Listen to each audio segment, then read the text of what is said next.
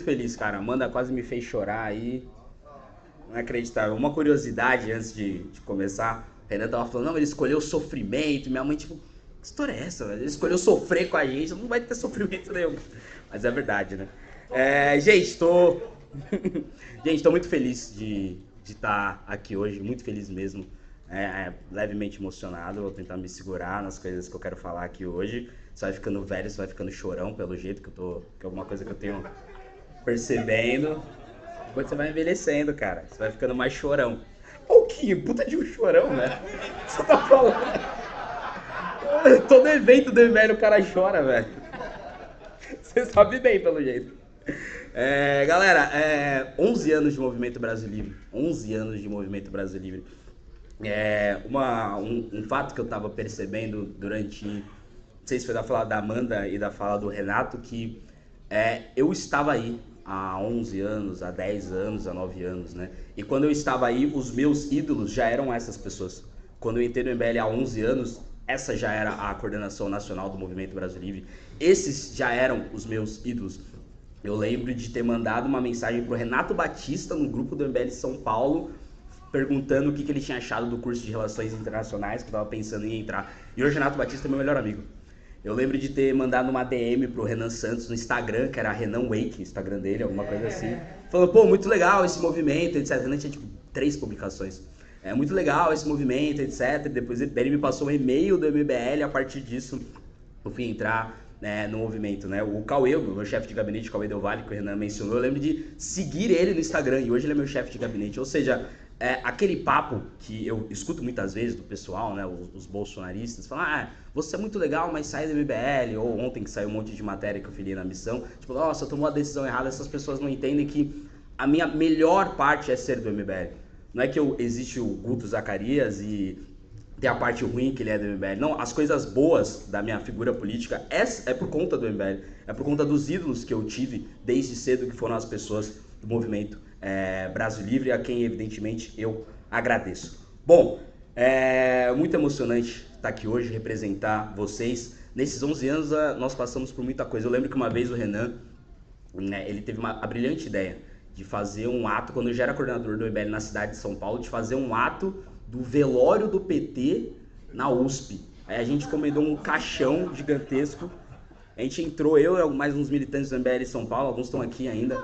A gente entrou na USP, na Sanfran, cara, fazendo um velório, tocando aquela música. Lembra que tinha uma música que ficavam uns caras negros carregando um caixão e aquela musiquinha? E aí a gente entrou na USP tocando isso. E, tipo, o Renan tinha achado o máximo.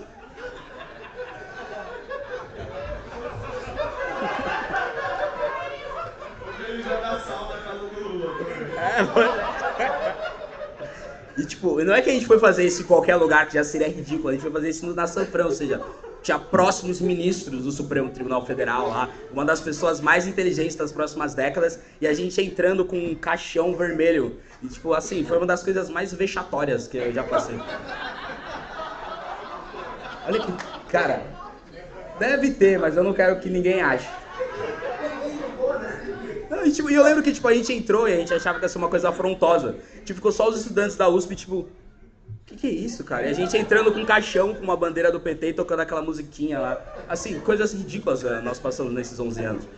Teve o fato também uma vez o Facebook derrubou várias contas do MBL e a gente teve a brilhante ideia de acampar no Facebook e ficar dormindo na porta do Facebook até o Facebook devolver as páginas. E a gente ficou dormindo lá uns 3, 4 dias na porta do Facebook mesmo e o Facebook nunca devolveu as páginas. Não adiantou de nada. Até hoje tem página. E não derrubar.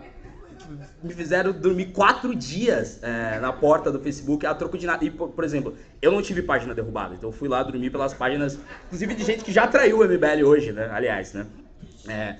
Meu primeiro ato como militante do Movimento Brasil Livre, de ser coordenador municipal do MBL, foi em Jundiaí, um ato em defesa da escola sem partido, que a gente sequer defende mais hoje em dia, onde a gente ficou tomando cusparada de sindicatos dos professores. Isso faz 11 anos.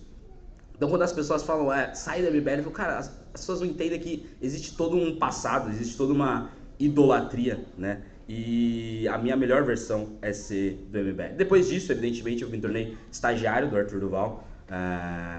estagiário, depois me tornei assessor da Assembleia Legislativa, que hoje, com muito orgulho, eu tenho uma honra de ser o primeiro líder do Partido Missão na Assembleia Legislativa, depois de tudo isso. Então, quando você olha para o passado e nota que aquele cara que estava entrando na Sanfran, com o caixão do PT, se tornou o primeiro líder do Partido Missão aqui na Assembleia Legislativa, me dá muito orgulho, muito orgulho. E, evidentemente, eu quero muito que vocês tenham essa noção de que... Por favor, deputado, fica até aqui. Eu vi que o Pedro está aqui atrás. Você acha ridículo você ter entrado no caixão e a gente levou um falo num Rolls Royce até a Petrobras, levou um tênis gigante na porta da Petrobras em 2014. Você acha que o caixão não usa? Não, e tinha uma ideia que o Renan sempre quis fazer e ninguém nunca fez, que era levar uma cruz gigantesca. Não tinha uma história assim, Renato? Que era ir carregando uma cruz, saindo da Cracolândia até... Tinha essa história de dormir na Cracolândia. Mas eu vou na campanha do Cracolândia.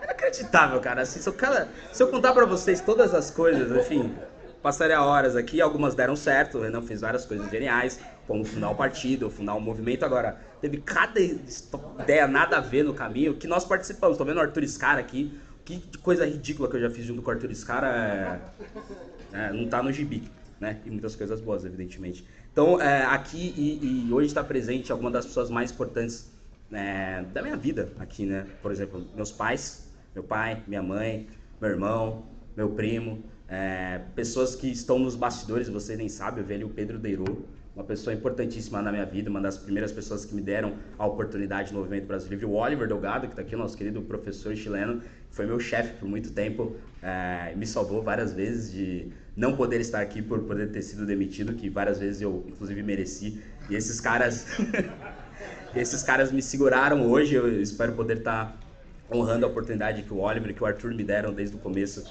de poder representar vocês. E me tornei deputado estadual representando vocês aqui na Assembleia Legislativa com 152 mil votos, né? E aqui a gente cumpriu boa parte das campanhas. Eu não quero ficar falando muito de mandato, que a gente já fez nesse mesmo auditório um evento de prestação de campanhas, mas, diferente do que fala um certo youtuber, eu continuo sendo o deputado mais econômico aqui da Assembleia Legislativa, continuo sendo mais produtivo, o que mais participa de frentes parlamentares, o que mais participa de comissões, o que mais participa de CPIs, o que mais aprovou projetos, o deputado que mais destinou emenda parlamentar para educação, o deputado que mais destinou emenda parlamentar para segurança, né? Semana passada viralizou um vídeo meu na Avenida Paulista, que as feministas vieram para cima de mim, me bateram, etc. Só que o grande fato que nós fizemos na semana foi ter destinado a maior emenda parlamentar da história da Rota. 3,2 milhões de reais destinadas para a história, para a Rota, né? Articulação do grande Renato Batista, ou seja, coisas grandiosas representando você. E quando a Amanda estava discursando, eu percebi que era natural que isso acontecesse, porque eu não teria o direito de não fazer um mandato tão bom, né? Eu não teria esse direito. Primeiro porque a melhor coisa do meu mandato é a minha equipe. Essa é a melhor coisa. Eu falo que eu sou a cara de uma equipe gigantesca, muito trabalhadora, muito criativa no jurídico, na comunicação, em todas as áreas, dos estagiários ao chefe de gabinete. São pessoas muito talentosas e esse talento vai transbordando para ter, inclusive, os próximos mandatos. Então, é uma equipe maravilhosa que eu agradeço todos os dias e não me canso de parabenizar. E eu não poderia não fazer um trabalho tão bom. Primeiro porque os meus eleitores são vocês. Eu sei muito bem, até por já estar aí, eu sei muito bem o quanto vocês cobram os representantes do Movimento Brasil Livre. Segundo, que a ideia, a proposta é muito alta, porque a gente é amparado no mandato do Kim Kataguiri, que é simplesmente o melhor parlamentar desde a redemocratização, talvez um dos melhores parlamentares antes até da redemocratização brasileira, da história da política brasileira, é um cara sensacional. Então, e também com esses ídolos maravilhosos, que essa história gigantesca que o MBL sempre fez, não fazer um mandato bom seria bizarro. E o principal, e é uma coisa mais pessoal, é que eu não teria o direito de não fazer um mandato tão bom depois de ter vivido o que eu vivi junto com o Renato e com a Amanda na campanha de 2022, de ter visto eles não vencerem a eleição, e aí o cara que venceu a eleição representando eles para deputado estadual, não fazer um mandato tão bom representando as ideias dele. Então, eu tinha a obrigação de fazer um mandato bom por vocês, pela história do MBL e, sobretudo, para o Renato e para a Amanda. Eu não teria... Desculpa.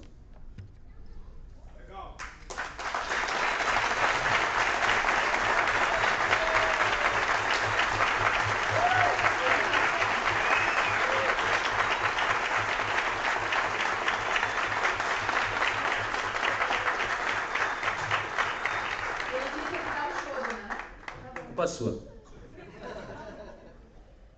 Então eu não teria esse direito. E hoje ser o primeiro líder da missão aqui na Assembleia Legislativa é uma coisa que me dá muito orgulho. Muito orgulho. Eu não vou citar o nome do parlamentar, que é um deputado que eu até gosto, mas é um deputado genérico, de um partido genérico, de ideias genéricas. E aí esses dias eu estava conversando com ele e ele viu que eu tinha saído do União Brasil. E o União Brasil é um dos maiores partidos do Brasil, né? Tem tantos deputados, tantos senadores, tantos governadores, toda aquela estrutura, todos aqueles cargos, todo aquele dinheiro. E aí quando ele viu que eu, na cabeça dele, né, que eu saí de um partido tão grande para ir para um partido nanico, ele veio me falar, tipo, cara, nossa, por que você fez isso, cara? Mas, porra, ele é um partido menor que o União Brasil, mas, pô, tenta falar com a fulana, que é a presidente do partido, acho que daria espaço para você tá crescendo tanto, o que aconteceu, cara? Eu fiquei olhando, tipo, é verdade, eu acho que essa é a visão que eles têm, né? Nossa, você saiu do União Brasil pra ir pra esse partido pequeno, tipo, nossa, tá lascado. E o lance é, eles não entendem, né? Eles não entendem, eles achavam, eu lembro de uma reunião que eu tive com o Renato, que achavam que o partido não ia sair, tipo, e quando que a gente não ia conseguir as assinaturas primeiro. Depois que a gente conseguiu as assinaturas, nossa, mesmo com as assinaturas, isso não vai rolar. A gente não vai rolar sim, fica tranquilo que vai rolar. E hoje em dia eles acham que nós não vamos vencer as eleições, eles sempre estão atrás, e nós sempre... Lá ele, meu Deus, né? Eles sempre estão atrasados e nós sempre estamos na vanguarda. E o grande lance é que essa é a ideia. Nós queremos que os partidos genéricos, né? Não é essa coisa bolsonarismo, Lula, mas sobretudo os partidos genéricos, que eles vejam a nossa ideia e não entendem. Porque o grande lance é que eles não entendem que esse é o partido, né? Não são os outros. Esse é o partido. Esse é o partido que vai aumentar a pena para crime hediondo. Esse é o partido que vai legalizar a prisão perpétua. Esse é o partido que vai legalizar a pena de morte. Esse é o partido que vai instituir o direito penal do inimigo. Esse é o partido que vai tornar PCC, Comando Vermelho, TCP, ADA como grupos terroristas. Esse é o partido. Essa é a geração que vai mudar o Brasil. E essa é a missão da nossa geração. E eu tenho certeza que esse ano é um ano eleitoral, nós teremos resultados brilhantes e eu serei o primeiro líder da missão, sou o primeiro líder da missão e teremos vários, né? Espero que Renato seja o próximo líder da missão aqui na Assembleia e teremos uma belíssima bancada aqui na Assembleia Legislativa e teremos uma bela bancada na Câmara dos Deputados. Eu vi que teve evento da Missão Mulher, espero ter elas como representantes aqui na Assembleia Legislativa, dos outros estados, como vereadoras, prefeitas na Câmara dos Deputados e essa será a missão da nossa geração e eles não entendem que é aqui que está a verdade, é aqui que estão os verdadeiros valores. E, para terminar, no Partido da Onça, podemos dizer que chegou Pantera Negra. Obrigado, gente.